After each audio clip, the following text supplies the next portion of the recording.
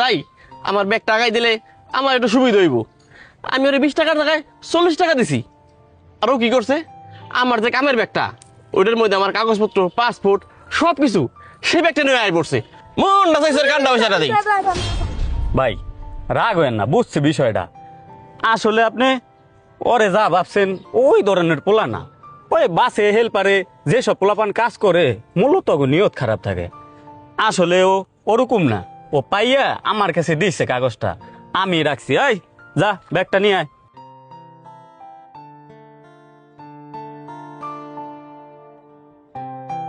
দেখেন তো ভাই ঠিক আছে কিনা। হ্যাঁ ঠিকই তো আছে।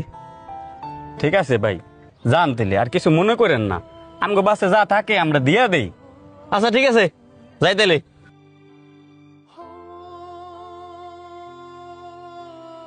দেখছেন উস্তাদ, আমার অন্য সব প্ল্যানের মতন ভাবছে। আমি আরো উপকার করলাম, আমার থ্যাংক ইউ না দিয়ে গেল গা। বাদ দে, বড়লোক মানুষ তো এমনি। ল এই খারা এদিকে আয়। কিরে আবার ডাক দেয় কে? আর কিছু করছোস? আসলে ভাই ইস্টানে তো অনেক খারাপ মানুষ থাকে, আমি আসলে বিষয়টা বুঝতে পারিনি। আমার এই কাগজটারে মূল্যবান না মনে করে ফেলাই দিতে পারতো, ও সেখানে আপনার কাছে দিছে। ও আমার অনেক বড় উপকার করছে, তাই ভাই আমি খুশি হইয়া ওরে 500 টাকা বকশিশ দিতে চাই।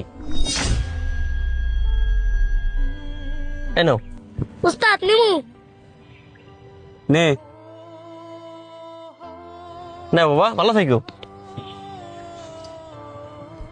দেখছস, তুই যদি তখন ওইটি নিয়া যাইতি গা, নিয়ার দেখা যাইতেছে ওটার ভিতরে কিছু টাকা পয়সা থাকতো বা অন্য সব কিছু থাকতো। কিছুদিন খাইতি ঘুরতি ফুর্তি শেষ টাকা, কিন্তু টাকাটা হয়তো কি হারাম টাকা। আর এখন যে 500 টাকা পাইছস, এটা মনে কর কম হইলেও হালাল, খাইয়া মজা পাবি। চল।